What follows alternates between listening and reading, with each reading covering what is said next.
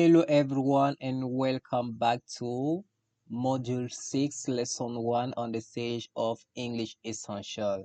In this lesson, we are going to study some translation. Dans cette première leçon du module 6, nous allons voir quelques traductions de en, pour, quelques traductions de pour, quelques traductions de que, etc. Learning a new language is a difficult undertaking, but if you persevere, the results will be worth your effort. Donc, apprendre une nouvelle langue, c'est pas quelque chose qui est très facile. C'est quelque chose qui est difficile. Mais si tu persévères, si tu as la volonté, tu réussiras. L'effort que tu vas mettre pour apprendre la langue, ça va déterminer ta réussite en fin de compte. Et pouvoir parler une deuxième langue également, ça ouvrira d'autres opportunités pour toi dans ta vie. So, happy learning. And don't forget to like and subscribe. I will appreciate hearing some feedback from you as well to make the course better for other students. So, let's get started with this first lesson. Quelques traductions de en, pour, etc. First of all, quelques traductions de en. Quelles sont les traductions possibles de en anglais? Comment est-ce qu'on peut traduire en anglais en fonction du contexte? Premièrement, en tant que pronom, en français qui veut dire de cela, comment est-ce qu'on va traduire ça en anglais? Cela est traduit en anglais par préposition plus it ou bien par some, any ou none. Commençons d'abord par le premier, en traduit par une préposition in, at, of, to, plus it. Example, he never speaks of it. He never speaks of it. Il n'en parle pas. Donc, on a la préposition of et on a it. Of suivi de it, of it. Il n'en parle pas. He never speaks of it. Il n'en parle pas. Deuxième exemple, I'm surprised at it. I am surprised at it. J'en suis surpris. I am surprised at it. Next, le en tant que pronom, je veux dire de cela en français, est également traduit par some, any ou none. Example, have you got any? En avez-vous? Have you got any? En avez-vous? I have none. Je n'en ai pas. I have none. Je n'en ai pas. Give me some. Give me some. Next, en traduit en tant que préposition, on a un plus le participe présent. Un plus participe présent comme en participant, en faisant beaucoup d'efforts, en chantant, en lisant, en souriant, etc. Donc, comment est-ce qu'on traduit ce en anglais? Premièrement, on a un qui veut dire au moment où. Un au moment où, un qui exprime au moment où est traduit par on en anglais. Exemple, on arriving. On arriving qui veut dire en arrivant. On arriving. En arrivant. Deuxième point, en traduit par tout temps, tandis que, en français, en qui veut dire tout temps, tandis que, est traduit par while or as. Example, he never smokes while driving. Il ne fume jamais en conduisant. He never smokes while driving. Il ne fume jamais en conduisant. En également, qui veut dire par le fait de, est traduit par by, from, with, or in.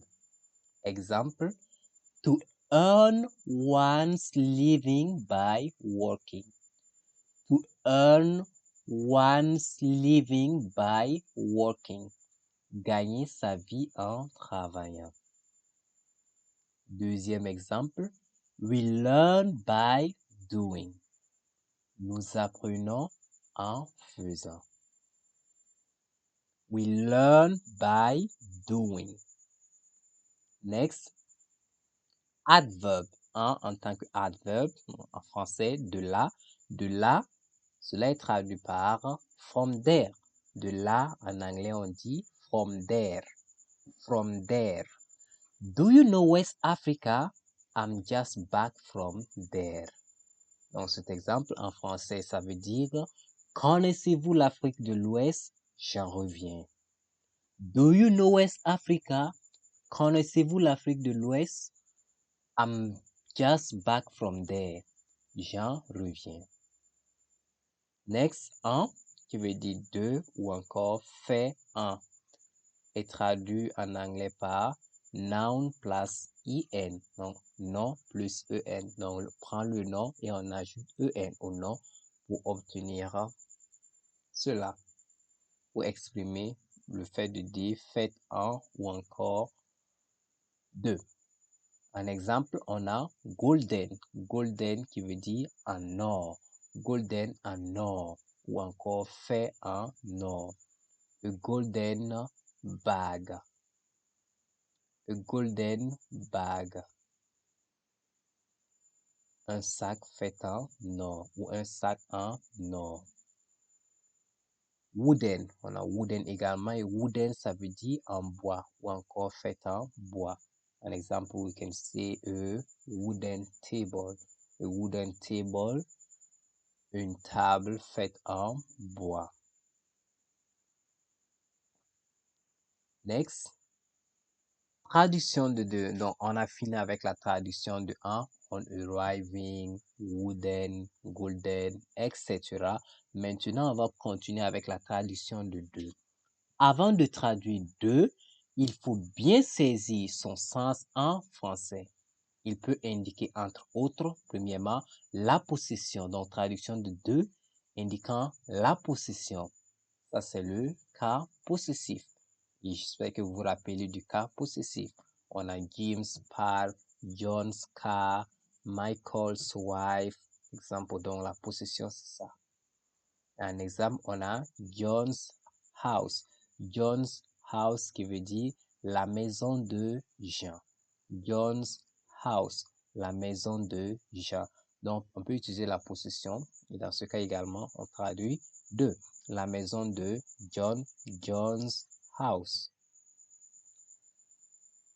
De peut également indiquer l'argent, le moyen. Et dans ce cas, on le traduit par buy or with. Exemple, with one hand, d'une main. By force, de force. By force, de force. Next, la cause. De également peut indiquer la cause. Et pour indiquer la cause en anglais, et de est traduit par for or with or by. Example, drunk with joy. Drunk with joy qui veut dire ivre de joie. Drunk with joy, ivre de joie. Another example, by his own authority, de sa propre autorité. By his own authority. De également peut indiquer la manière et dans ce cas, il est traduit par with, in ou by. Example, with an appetite. With an appetite qui veut dire de bon appétit. With an appetite, de bon appétit. Next. Avant de traduire de, bien saisir son sens en français, il peut indiquer également la manière. Et quand de indique la manière, on le traduit par with, in ou by. Exemple, with an appetite, de bon appétit. Il peut également indiquer la fonction. Et pour la fonction, on le traduit par on. On Et un exemple, on a on duty. On duty qui veut dire en français de service. Il peut également indiquer la direction. Et pour la direction, de indiquant la direction est traduit par to. To. Exemple, the way to school. Le chemin de l'école. The way to school. Le chemin de l'école. Et dernièrement, il peut indiquer le temps. Et quand de indique le temps, il est traduit par in ou by. Exemple, in our day, qui veut dire en français de nos jours. In our day, de nos jours. In our days, de nos jours. No, sorry, we have days and not day. In our days, de nos jours. By day, de jour. By day, de jour. And next, que. Comment est-ce qu'on traduit que en anglais? Que en tant que pronom relatif est traduit par wish, wish, whom, whom, and that, that. Que également peut être utilisé pour exprimer l'exclamation, pour traduire l'exclamatif. Et que en tant que exclamatif est traduit par what. What a, et c'est what a beautiful car. Quelle belle voiture. What a beautiful house. What a beautiful house. What a beautiful dress. What a nice girl. What an handsome man.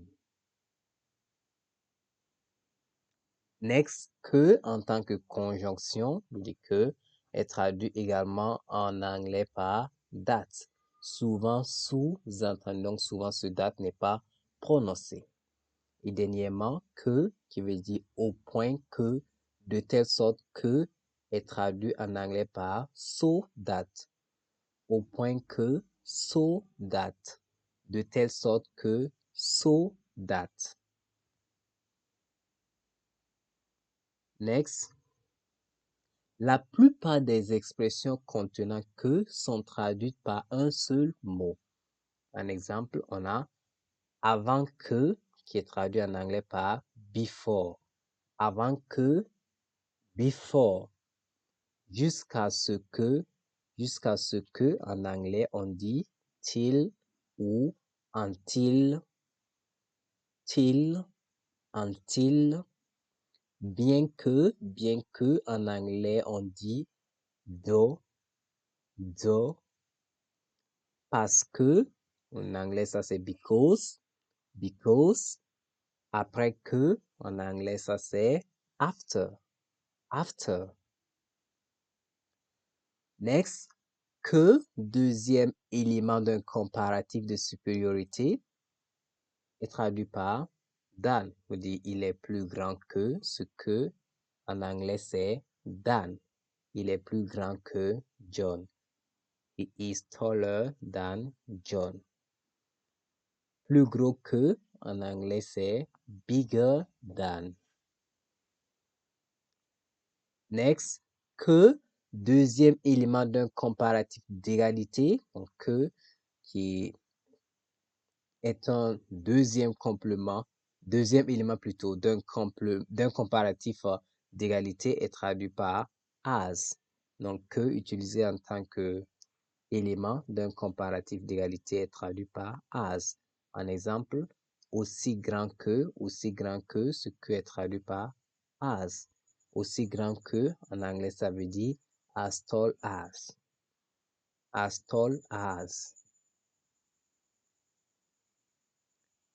And next, pour non, on a fini avec la traduction de que.